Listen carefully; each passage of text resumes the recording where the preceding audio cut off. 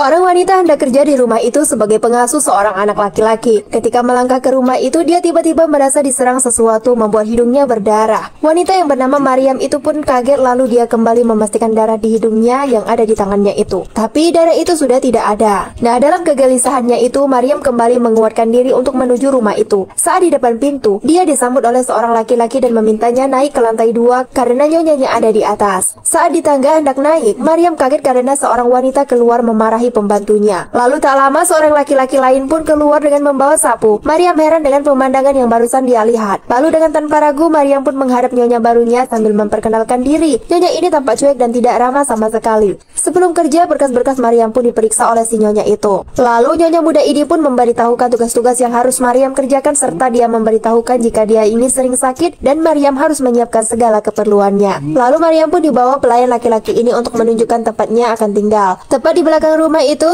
sebuah gubuk bambu berdiri. Di dalamnya dihuni oleh 4 laki-laki sekaligus. Melihat itu, Maryam pergi. Dia kembali menemui nyonya muda itu dan memberitahukan kondisinya. Maryam menolak tinggal di sana karena dia tidak mau bersama dengan para laki-laki itu. Dengan sedikit kesal, nyonya muda pun memerintahkan Maryam tinggal di gudang penyimpanan yang berdampingan dengan kamar anaknya. Maryam pun segera pergi dan membereskan tempat itu. Lalu dia pun masuk ke kamar Adil yang tengah tertidur. Maryam membelai wajah anak itu membuat si anak terbangun. Melihat Maryam di sana, anak ini teriak. Maryam pun mengunci pintu dan tanpa berkata-kata dia menatap anak itu. Lalu dia pun membereskan seluruh isi kamar itu. Adil kecil tampak dia mengamati Maryam yang masih sibuk menghiasi kamar itu. Dan hasilnya kamar itu sangat indah membuat Adil kecil suka. Dan tak butuh waktu lama, Maryam pun bisa mengambil hati Adil kecil sampai Adil kecil pun tertawa bahagia bermain dengannya. Nah, melihat anaknya tertawa, si nyonya muda ini kesal dan menanyakan apa yang dilakukan Maryam kepada anaknya. Sebab sudah lama sekali anaknya itu tidak tertawa. Dan karena ketidaksukaannya, nyonya muda ini pun meminta mereka berhenti bermain dan pergi dari sana. Maryam pun bergegas membawa Adil kecil keluar. Nah, setelah berada di luar,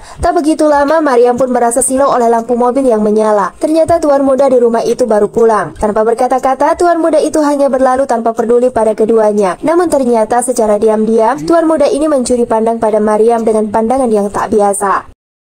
Tuan muda ini pun diam-diam menyukai Maryam, si pengasuh anaknya. Dia sering memperhatikan Maryam dan selalu terbayang-bayang akan wajah cantik Maryam meskipun dia telah memiliki istri yang cantik. Kondisi itu membuat tuan muda ini gelisah dan ketika malam-malam dia tidak bisa tidur. Lalu dia pun masuk ke kamar anaknya. Nah, kebetulan pula pada saat itu Maryam tengah menidurkan adik kecil di kursi itu. Seperti orang yang kesurupan, tuan muda ini mendekat dan mengelus-elus tangan Maryam. Maryam mencoba menepis. Lalu untuk menutupi hasratnya itu, tuan muda ini langsung mengambil adik kecil dan pura-pura menggendongnya. Dengan tatapan nanar, Maryam menatap tuannya dengan penuh emosi. Lalu tak lama tuan itu memberikan adik kecil kepada Maryam. Maryam pun mundur menjaga jarak lalu segera mengambil adik kecil. Tuan muda itu pun pergi mendekati istrinya ingin meluapkan hasratnya. Tapi si istri ternyata memiliki penyakit serius hingga dia tidak bisa melayani suaminya. Nah, hari terus berlalu. Besoknya tuan muda ini belum bisa menuntaskan hasratnya. Dia pun pura-pura kejang. Lalu istrinya segera memanggil dokter.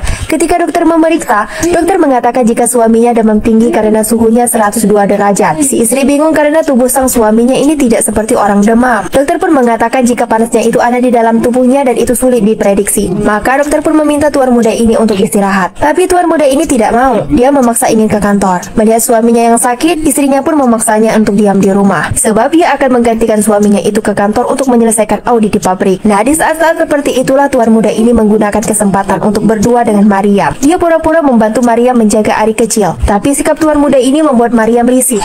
Sampai dia marah karena lagi-lagi tuan ini bersikap kurang ajar. Maryam teriak dan mendorong laki-laki itu dan meminta tuan muda itu pergi dan membiarkan dirinya memandikan adik sendirian. Nah, saat malam-malam tuan muda ini kembali masuk ke kamar adik kecil saat Maryam berada di sana. Dia memeluk Maryam dengan paksa dan ingin menciumnya. Maryam mencoba melepaskan diri dari tuan muda itu, lalu dia keluar dan memanggil nyonya muda itu. Maryam mengadukan tingkah suaminya dan mengatakan jika suaminya itu kurang ajar padanya.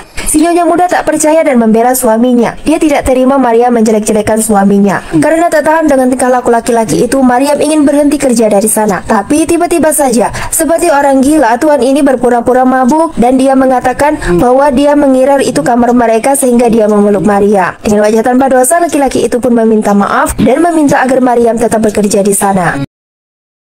Laki-laki ini pun kegirangan setelah mendapatkan kabar jika istrinya ada rapat di luar kota. Tuan muda yang terobsesi dengan pembantunya pun segera tak sabar ingin pulang dan cepat-cepat sampai di rumah. Mariam yang tengah menidurkan Ari kecil dipanggil Pak Ahmad. Mariam diberitahukan jika tuan muda terluka dan butuh obat. Mendengar itu, Mariam kembali ke kamarnya dan mencari obat yang dibutuhkan. Saat dia keluar, Mariam melihat Pak Awu tengah menjerang air. Dia pun keluar mendapati Ali. Mariam menanyakan di mana keberadaan tuan muda karena dia ingin memberikan obat. Ali mengatakan jika tuan muda di gubuk belakang. Maka dengan sedikit ragu, pergilah Maria menuju gubuk di belakang rumah itu. Di sana dia mendapati tuan muda yang tengah duduk menanti kehadirannya. Sesuatu hal yang tak disangka, Mariam dipukul hingga terjatuh. Lalu dia diperkosa dan disiksa oleh tuan muda itu. Mariam pun mengancam akan melaporkan tuan muda itu ke polisi. Sayangnya tuan muda tak menghiraukannya. Dia pun memanggil pelayan-pelayannya itu untuk mengubur Mariam hidup-hidup. Namun sebelum dikubur, keempat pelayan ini justru ikut mencicipi tubuh Mariam.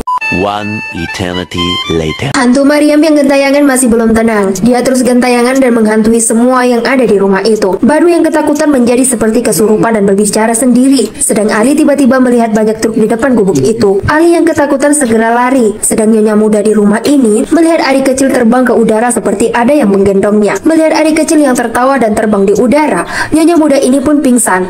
Namun setelah dia sadar, nyonya muda ini pun menceritakan jika Ari tengah diganggu hantu gentayangan. Tak lama dari sana, Ali yang juga ketakutan datang. Dia mengatakan kepada tuannya bahwa Bedu kesurupan, dan dia pun melihat ada banyak truk di depan gubuk mereka. Karena takut, Ali tak sengaja keceplosan jika mereka telah dihantui Mariam yang mereka bunuh. Mendengar itu, nyonya muda ini jadi terdiam. Seketika dia pun meminta anaknya ke kamar, lalu tanpa pikir panjang nyonya muda ini pun memukuli suaminya. Dia kesal kepada suaminya, sebab dia sudah sering mengatakan jika suaminya dalam keadaan terdesak, boleh mencari wanita malam di luar sana. Nah, karena semua sudah terjadi, wanita ini pun mengurung dirinya di kamar. Sedang tuan muda ini ke gubuk itu untuk melihat Bedu. Melihat Bedu yang ketakutan dan tak berhenti teriak menyebut Mariam, tuan muda pun menghabisinya. Sedang Ali bergegas pergi dari sana untuk pulang kampung. Nah, Pak Somad yang masih di sana pun akhirnya meminta izin untuk menginap di rumahnya tuan muda itu sebab dia merasa takut dan dia pun berencana akan mengubur tubuhnya Bedu keesokan harinya saja. Tuan muda pun mengizinkan Pak Somad tidur di rumahnya dan dalam keadaan yang mencekam, tak disangka Ali yang hendak mencari mobil untuk pulang ke kampungnya malam itu ternyata mengalami kecelakaan karena ditabrak truk. Tubuh Ali tertabrak mobil yang begitu banyak hingga membuat tubuhnya itu hancur. Satpam ini melihat pintu pagar buka tutup dengan sendirinya. Dia pun merasa takut dan tak bisa berbuat apa-apa, hingga akhirnya karena rasa takutnya itu, Pak Satpam ini memutuskan lari dari rumah itu. Namun saat pagi tiba, mereka berdua ini melihat Satpam itu telah tewas dengan kepala terjepit di pintu pagar. Nyonya muda pun hanya bisa terdiam di kamar. Lalu tuan muda ini pun membuka kamar rahasianya dan mengambil senjata. Dalam keadaan yang menegangkan, mereka semua pun akhirnya berkumpul di ruangan tamu itu. Saat mereka berkumpul di sana, tiba-tiba saja mayat Pak Satpam dan mayat Bedu terlempar tepat di tengah-tengah ruangan itu. Sontak hal itu membuat mereka semua meringis ketakutan. Nah, ketika mereka semua ketakutan, tuan muda ini menantang Mariam untuk menampakkan dirinya. Dan benar saja, Mariam betul-betul menampakkan dirinya. Dia mendekati tuan muda itu, lalu dengan segera dia mengambil Ari kecil lalu menodongkan senjata di kepalanya si Ari. Hal itu dia lakukan untuk mengancam Mariam. Arwah Mariam pun akhirnya terhenti, dan karena dia tidak ingin Ari terancam karenanya, Mariam akhirnya memutuskan untuk pergi. Setelah kepergian Mariam, nyonya muda ini meminta mereka untuk menggali kuburan Mariam untuk dikremasi. Tapi kedua laki-laki ini ketakutan, sehingga tanpa rasa takut, nyonya muda ini pun pergi sendiri ke samping rumah itu. Tepat di bawah pohon itu dia menggali kuburan Mariam seorang diri, dan setelahnya dia pun membakar jenazah Mariam. Setelah itu arwah Mariam pun akhirnya kembali ke alamnya dengan tenang. Nah, karena semua sudah selesai, tuan muda ini masih memeluk anaknya. Lalu nyonya muda ini pun meminta Pak Somad untuk membuatkan kopi untuknya. Saat di dapur ini tiba-tiba saja nyonya muda ini malah mendorong wajah Pak Somad ke api membuat Pak Somad mati. Melihat itu tuan muda ini sangat marah. Dia mendekati istrinya dan terjadilah perdebatan di antara keduanya. Perdebatan itu pun akhirnya berujung pada pertarungan sengit di antara mereka yang pada akhirnya si suami wanita ini meninggal karena ditenggelamkannya ke sungai. Arwah tuan muda ini pun bangkit. Dia ingin kembali menyerang istrinya, tapi tidak bisa, sehingga tahulah dia bahwa dirinya telah meninggal. Dan film pun selesai.